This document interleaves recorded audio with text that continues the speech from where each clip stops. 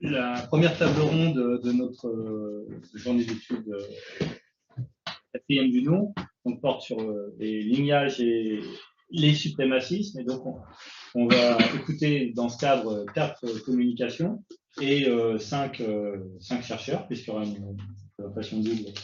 Et on va donc débuter par Stéphane François, qui est professeur en sciences politiques à l'Université de Mons, qui est membre associé du GSRL et d'un programme de la George Washington University, qui est le Transnational History of the Far Right, donc histoire transnationale de l'extrême droite. Et il faut signaler qu'il a publié cette année 2 ouvrages, qui sont donc Les Verts bruns, qui, comme le titre l'indique très bien, porte sur l'écologie de l'extrême droite française, aux éditions du Bord de l'eau, et par ailleurs aux éditions du Cavalier Bleu, une géopolitique de l'extrême droite. Voilà, et donc je suis content de lui céder la parole pour nous présenter les églises ariennes contemporaines ou la persistance d'un Christ arien. Bonjour. Première chose, je suis désolé pour les quintes de touche, je fais une crise d'asthme en ce moment, c'est un peu catastrophique. Donc voilà, je suis désolé pour la gêne occasionnée. Donc, dans cette intervention, je vais vous parler du mouvement de l'identité chrétienne aux États-Unis, c'est-à-dire l'existence d'églises dites ariennes, c'est-à-dire des groupes religieux, souvent issus de la nébuleuse protestante au sens large et très large du terme, qui soutiennent toute l'idée d'une origine indo-européenne, arienne, pour le dire autrement, du Christ, et qui vont donc développer une théologie raciale. Alors, cette mouvance de l'identité chrétienne, on pourrait croire qu'elle tombe en désuétude suite à la Seconde Guerre mondiale et suite au désenchantement du monde, mais ce n'est pas le cas. Les États-Unis connaissent encore aujourd'hui un grand nombre d'églises.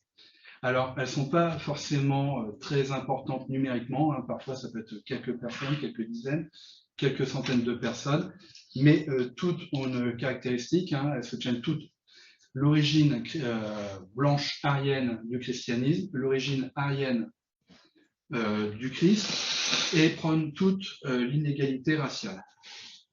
Certains de ces groupes étant en outre liés à d'autres structures de type Ku Klux Klan, qui lui-même a volé en éclats dans les années 70-80.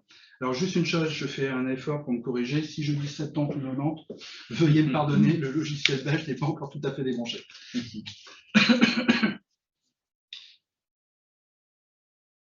Pardon. Donc suprémacisme blanc sur le plan racial, fondamentalisme théologique, fondamentalisme sur le plan théologique. Alors, en soi, cette idée d'église arienne n'est pas vraiment récente. Elle était assez courante, relativement courante, en Europe principalement, puis aux États-Unis, à partir de la seconde moitié du 19e, et en Europe jusqu'aux années 40, 45. Par exemple, pour le cas européen, on peut mettre en avant le cas des chrétiens allemands, Deutsche Christen, donc mouvement ultranationaliste antisémite protestant qui s'est développé sous le Troisième Reich, qui avait une particularité, c'était de vouloir se débarrasser, il y avait une forme de marcionnisme chez eux, de l'Ancien Testament. Je reviendrai là-dessus. Aux États-Unis, ces thématiques, comme je vais le développer après, n'ont pas du tout disparu, bien au contraire. Alors, comme je l'ai dit, cette idée est relativement fréquente en Europe au XIXe siècle, avec différentes causes. Premier contexte, l'émergence de l'anthropologie raciale, l'anthropologie physique, avec évidemment le discours qui tente à justifier le colonialisme, l'arien est supérieur sur les autres, et plus on s'approche du pôle Nord, plus on est pur, et plus on est proche de nos origines ariennes, donc origine polaire du groupe indo-européen. Ça, c'est une chose qui était très fréquente à l'époque, cette idée d'arianité ou d'arianisme très fréquente à l'époque dans des milieux parfois éloignés de l'extrême droite. D'ailleurs, à l'époque, le concept d'extrême droite n'existait pas réellement. On trouvait évidemment cette thématique chez les ultranationalistes, mais aussi au-delà. Par exemple, ça c'est un cas, c'est une chose qui est rarement dite, mais à mon avis, il faut appuyer dessus. Renan, Ernest Renan, tout le monde le met en avant pour les thèses républicaines, considérait que le christianisme était une religion celto-germanique. Ça, c'est un paradoxe qui est intéressant, je ne sais pas si j'aurai le temps de le développer. D'un côté, on est au XIXe siècle, au début donc, du travail de philologie biblique. On commence à s'intéresser aux origines de la Bible, et de l'autre côté, des lettrés comme Renan considèrent que le christianisme est forcément une religion celto-germanique, c'est-à-dire blanche. Alors, ces différentes considérations vont s'appuyer sur un certain nombre de représentations imaginaires du Christ, notamment les représentations faites au Moyen-Âge. C'est-à-dire que ces représentations médiévales faisaient du Christ un Européen. Il était souvent représenté blanc, blond, les yeux pâles, etc. Pourquoi? Tout simplement parce que c'était comme ça que les artistes européens se voyaient et le voyaient. Ça ne veut pas dire qu'il y avait une vérité scientifique, historique, réelle. Mais pour nos militants ariens, nos chrétiens ariens, ces représentations montrent l'origine européenne du Christ. Alors vous le retrouvez, ces thèses, comme je dis, dans un certain nombre de milieux. Elle a été très développée au XIXe siècle par Paul Delagarde, qui est un publiciste, un pamphlétaire allemand, qui a un parcours intéressant qu'on va retrouver pour dans pas mal de nos profils contemporains, c'est-à-dire qu'il va passer du catholicisme au protestantisme et du protestantisme vers des formes d'antichristianisme. On retrouve aussi ce type de discours chez une autre figure importante du XIXe siècle, qui est Houston Stewart Chamberlain. Chamberlain, le gendre de Wagner. Et Chamberlain va développer ses thèses, un livre vraiment à grand tirage à l'époque, Les fondements du XIXe siècle, qui est paru en 1899. Alors Chamberlain, là encore, a un profil très typique, il est chrétien, mais il est hostile au catholicisme. Et Chamberlain va transformer le Christ en une figure germanique, en héros nordique. Bon, ce genre d'hybridation sur le plan de la culture, on le trouve aussi par exemple chez Wagner. Il y a déjà des choses qui émergent dans l'œuvre de Wagner. Donc, Chamberlain va faire du Christ un sage arien qui va amener d'Inde le monothéisme. Et ce monothéisme a été dévoyé, dépossédé ultérieurement par les Juifs. Ça, c'est quelque chose qui est intéressant parce qu'il y a un total renversement du chemin de Damas. Je vais revenir après, je peux déjà en toucher quelques mots, pardon. C'est-à-dire que au départ, le christianisme est européen et c'est Saul Paul de Tarse, qui va le dévoyer en faisant un universalisme. Donc, vous voyez qu'il y a des tours de passe-passe à la fois racistes et théologiques qui vont apparaître au XIXe siècle. À la même époque, on va voir apparaître deux formes de christianisme, une positive, le christianisme positif, qui fait du christianisme un arianisme, c'est-à-dire une religion européenne, et d'autre côté, un christianisme négatif, qui en fait est un christianisme sémite, juif. Le thème du christianisme positif, c'est pas du tout anodin, on va le retrouver par exemple chez Alfred Rosenberg, donc théoricien nazi et du nazisme, et on va le retrouver aussi dans les 24 points intangibles du parti nazi. Le parti nazi va mettre en avant ce christianisme positif. Donc, comme je l'ai dit précédemment, l'objectif de ces discours est de défendre, de mettre en avant l'idée d'une origine européenne blanche, donc, du Christ et du christianisme. Et la personnalité du Christ, la généalogie du Christ va jouer un rôle important. Le Christ ne peut pas être juif, il ne peut pas être sémite. Quel est le tour de passe-passe qui va être fait par ces militants? Ils vont dire tout simplement que le Christ est un Galiléen. Alors pourquoi Galiléen?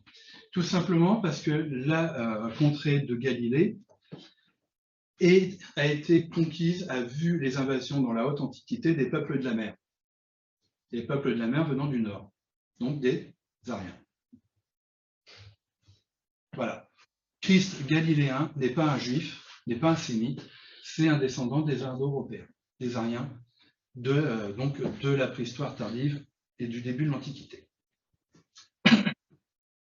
Et de fait, scientifiquement, historiquement, la Galilée était à cette époque, donc à l'époque de la naissance du Christ, une région à population métissée, qui pratiquait des formes de judaïsme très lâches, très peu rigoristes, pardon, et une religion où l'hébreu n'était pas la langue principale. Et donc, pour des auteurs comme Chamberlain, mais aussi Renan, la majorité de la population de cette région était donc européenne. Alors, ce tour de passe-passe, on le trouve ailleurs, hein, par exemple chez les Grecs, hein, chez Hitler ou même chez des folkish pré-nazis, on trouve cette idée que la Grèce antique était victorieuse, était très grande parce que c'était des descendants des peuples indo-européens. Pareil, Rome a été glorieuse jusqu'à la fin de la République, puisqu'après elle est devenue décadente par métissage. Alors, cette pirouette historico-théologique est intéressante parce que ça permet de mettre en avant une nouvelle généalogie qui permet à la fois de racialiser l'antijudaïsme chrétien et d'intégrer l'antisémitisme. Je vous donne un texte, une idée lue dans un texte qui date des années 60, non pas chez un chrétien mais chez un païen. Le Christ était blanc, les Juifs l'ont crucifié, ils peuvent recommencer. C'est-à-dire que si on ne massacre pas les Juifs rapidement, ils risquent de nous massacrer ou de nous génocider. On tombe dans les thèses du suprémacisme blanc américain actuel. Le grand emplacement. Voilà. Il y a toute cette idée que le christianisme était une secte juive au départ qui est venue détruire la vraie foi des Européens, le paganisme. Donc, ce discours permet de racialiser donc l'antijudaïsme chrétien et d'intégrer l'antisémitisme.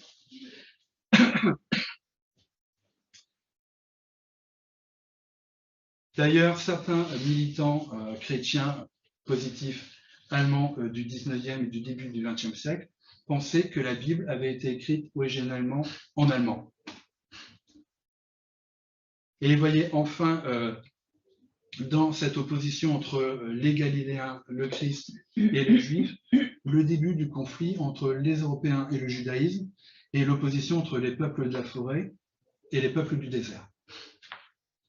On est dans des discours, c'est des constructions qui peuvent sembler aberrantes, sauf que ça s'est beaucoup diffusé malheureusement.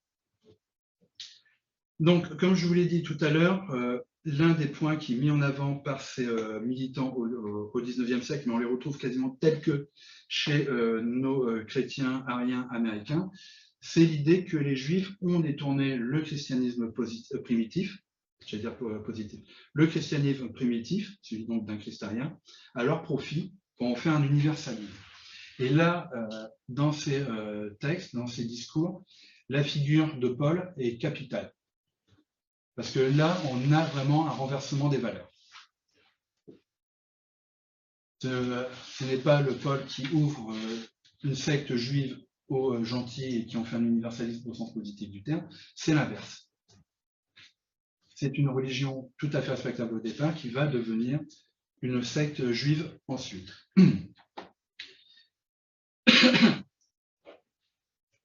Alors, cette critique de l'universalisme est tout à fait intéressante pour nous, parce que ça a des échos avec notre époque contemporaine.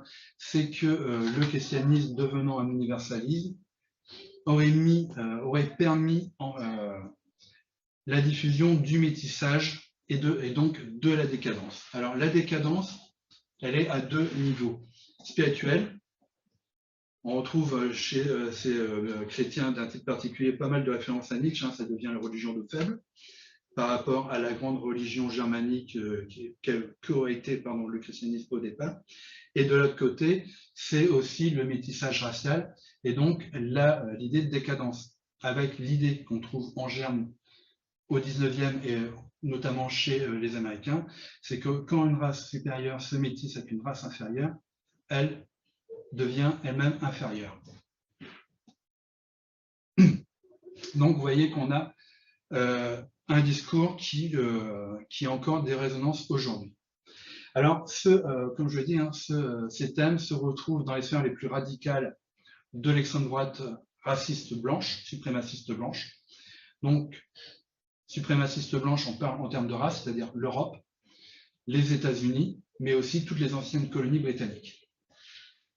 Australie, Nouvelle-Zélande. Ça, c'est quelque chose qui est intéressant. Par exemple, si on vous remettait le discours de Tarrant lorsqu'il a fait son carnage en Nouvelle-Zélande, Tarrant s'est défini comme un Australien, Gallois et Irlandais. Je suis blanc. Là, le nationalisme ne joue plus du tout. Au contraire.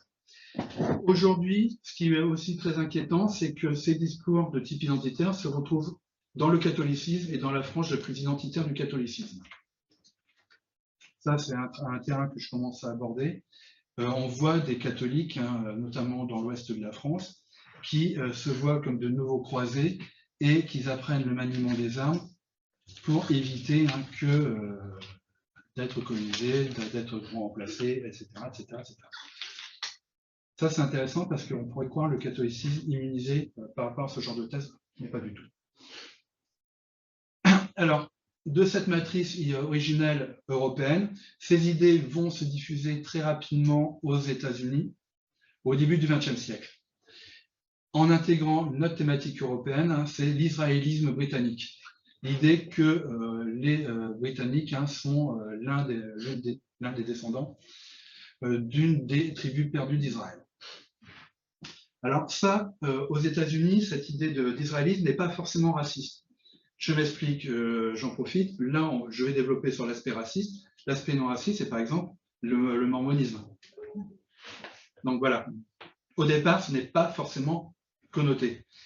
Mais ça va fusionner très rapidement avec le nativisme américain, c'est-à-dire les thèses qu'il faut préserver la vraie nature raciale des États-Unis, des pères fondateurs, qui est anglo-saxonne, germanique, principalement, scandinave.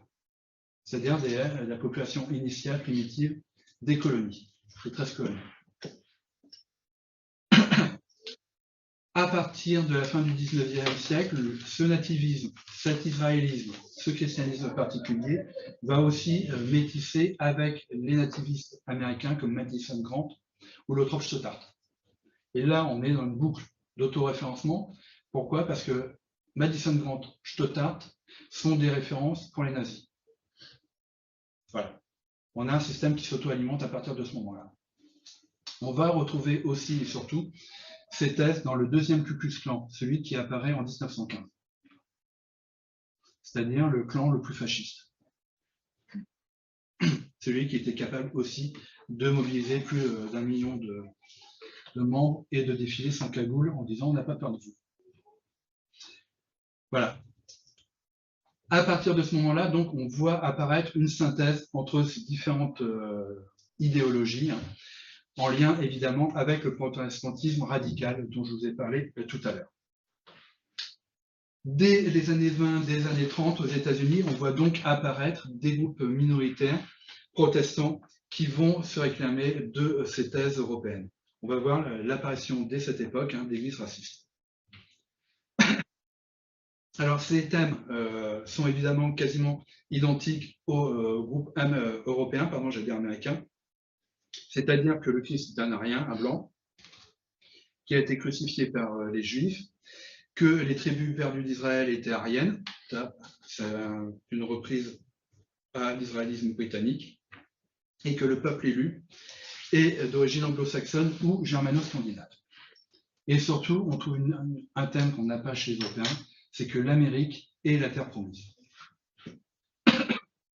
En Europe, ces discours disparaissent à la fin de la Seconde Guerre mondiale, et pour cause, mais ils vont survivre aux États-Unis après la Seconde Guerre mondiale et se développer dans les années 60 et 70.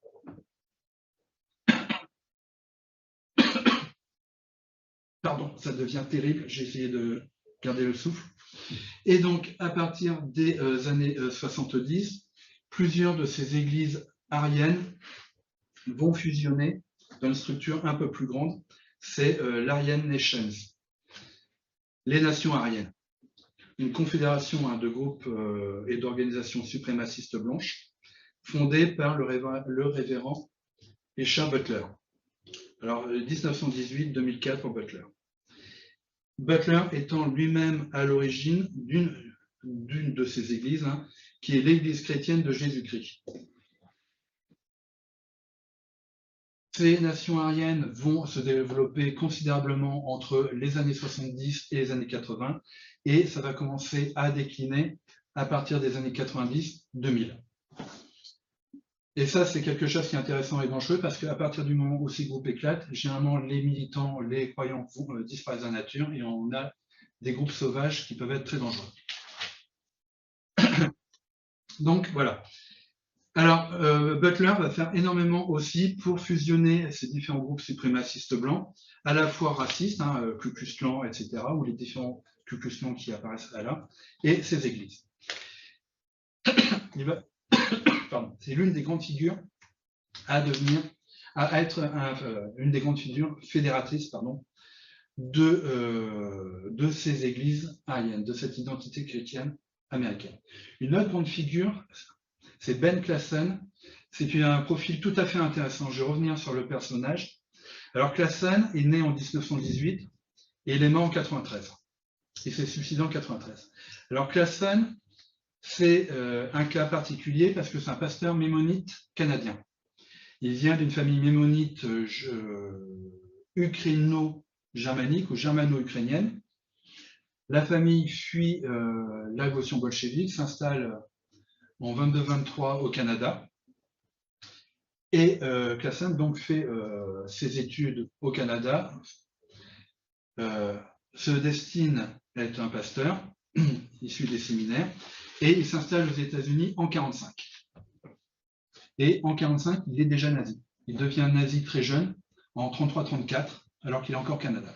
Donc il s'installe aux États-Unis en 1945, il devient citoyen américain en 1948, et dès 1945, il fréquente toutes les structures racistes les plus importantes, dont la John Birch Society.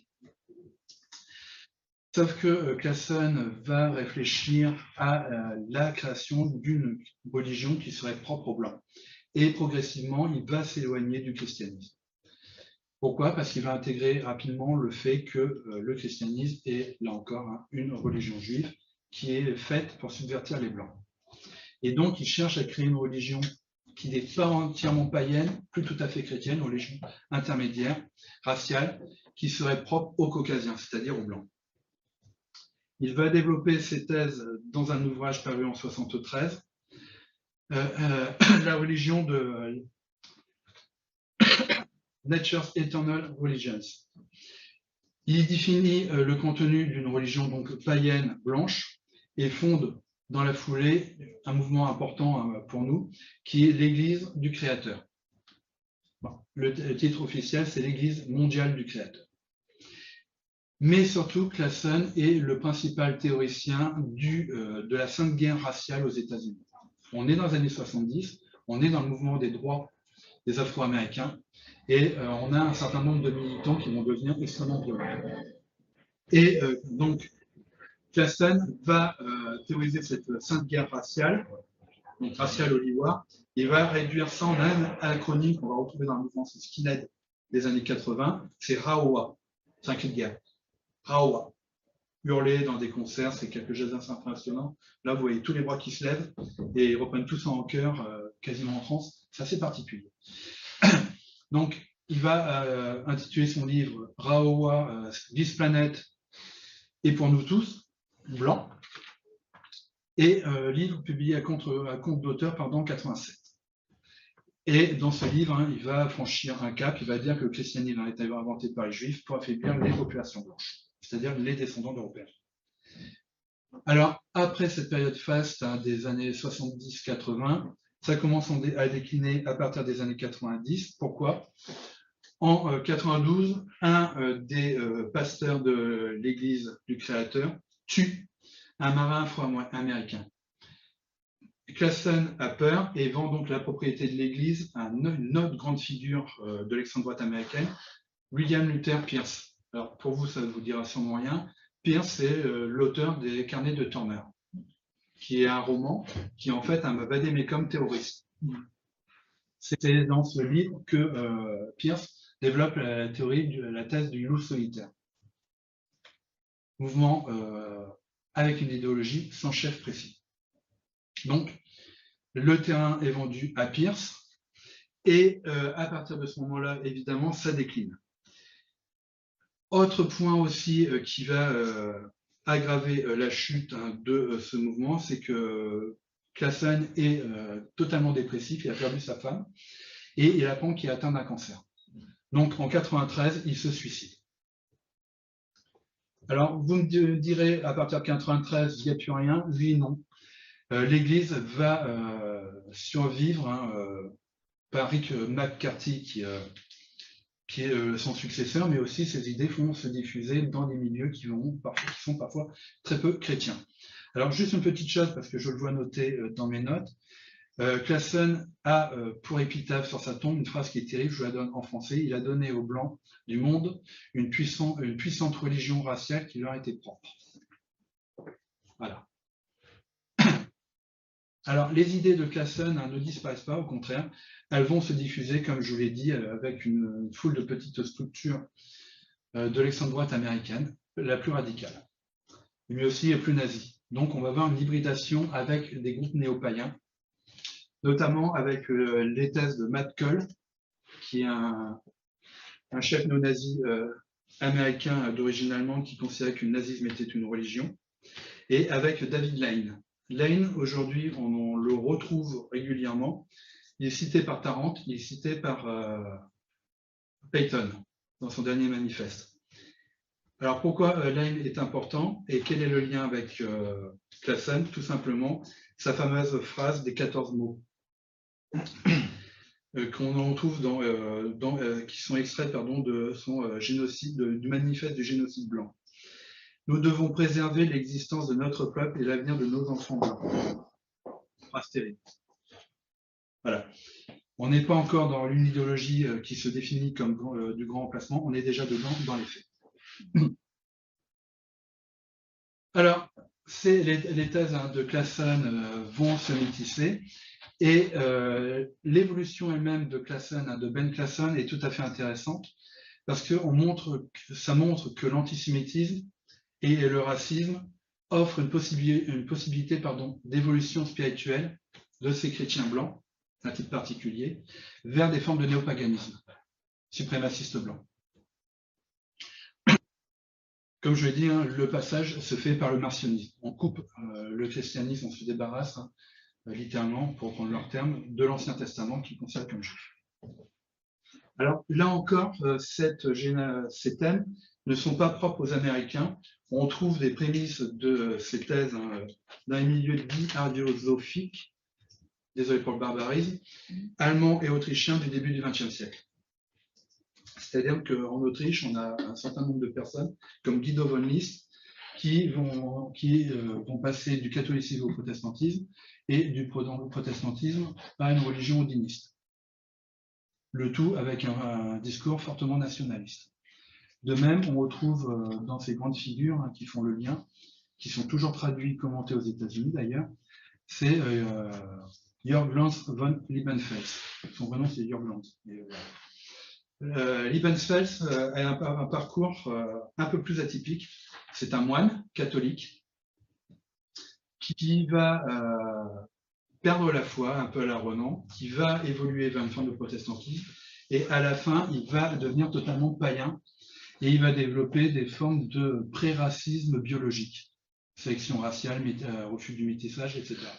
Thèse qu'on va retrouver dans la SS. Et la revue de Lanz, Ostara, était lue par un dénommé Adolf Hitler. Ça, c'est sûr. Il y a beaucoup de choses qui ont été dites là-dessus, ça c'est un point qui est tout à fait sûr. Donc, vous voyez, il y a des liens entre ces différents milieux sur une centaine d'années. Autre point aussi intéressant, et je finirai là-dessus, c'est que toutes ces pratiques ne sont pas uniquement des pratiques livresques, c'est aussi des pratiques communautaires.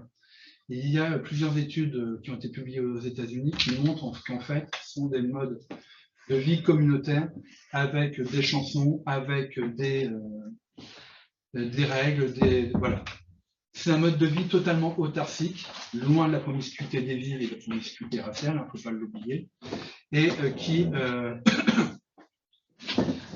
qui permet de souder le groupe. Alors, comme je l'ai dit, parfois ces groupes ne sont pas bien nombreux, mais assez importants pour qu'ils se retrouvent le week-end à faire du barbecue, à s'entraîner à tirer aux armes à feu, ou voilà. C'est des groupes qui se connaissent aussi, puisqu'il y a des liens familiaux qui se tissent, avec des communautés qui se créent par le mariage d'enfants des différents groupes. Donc, c'est un point aussi qui est tout à fait intéressant, qui m'intéresse moi particulièrement, parce que ce sont des groupes ultra minoritaires, mais qui sont ultra radicaux. Et qui participent au terrorisme. Le terrorisme d'extrême droite aux États-Unis est endémique depuis quasiment les années 60. Ils ont un terrorisme qui est quand même terrible. Par exemple, Timothy McVeigh, qui a fait, je ne sais plus, j'ai plus noté, je n'ai pas noté dans cette version-là, 165 morts et 680 blessés ou quelque chose comme ça. Alors, pour conclure là-dessus, je ne sais pas, personne ne me coupe, donc je continue de parler. Non, c'est bon. C'est bien. la faveur de l'AS, grâce à l'AS, vous avez une petite... Merci. D'habitude, je suis beaucoup plus dur. Alors, pour conclure, si l'idée de Christ arien est devenue anecdotique donc, en Europe depuis la fin de la Seconde Guerre mondiale, elle est donc restée vivace, comme je viens de vous l'expliquer, aux États-Unis. Ces églises ariennes, ça c'est un point important, reprennent des idées préexistantes au nazisme. Ce ne sont pas des mouvements issus du nazisme. Ce sont des mouvements qui reprennent des thèses qui existaient précédemment à l'apparition du nazisme, notamment dans les milieux ultranationalistes allemands. Mais ces groupes vont, comme je l'ai montré, les adapter à la situation, à la culture et à l'histoire religieuse des États-Unis. Aujourd'hui, ce qui est aussi très intéressant là-dedans, comme je vous l'ai dit, c'est que ces idées s'hybrident avec les thèses suprémacistes blanches et néo-nazis. Et ce qu'on pourrait dire, je vais s'arrêter dedans, c'est que ces groupes, en fait, ne vont pas inventer de nouveaux discours, ils vont prendre d'anciennes thèses qu'ils vont reformuler. Et c'est ça qui est intéressant et inquiétant, c'est que nous sommes en présence actuellement donc, de vieux discours très enracinés qui vont muter, qui vont s'inspirer, être influencés par d'autres courants et qui vont totalement muter. Voilà. Et juste le dernier point là-dessus, il y a le Southern Poverty Law Center, la principale organisation antiraciste américaine, qui a surveillé entre 30 et 40 de ces groupes pendant la période 2000-2021, avec une pointe de 50 en 2011 et 2012. Le nombre après diminue, mais ça ne veut pas dire qu'il disparaît, ça veut dire qu'il passe sous les radars de cette structure. Et ça, c'est quand même très inquiétant. Voilà, je vous remercie de m'avoir écouté et désolé pour la voix de serpent.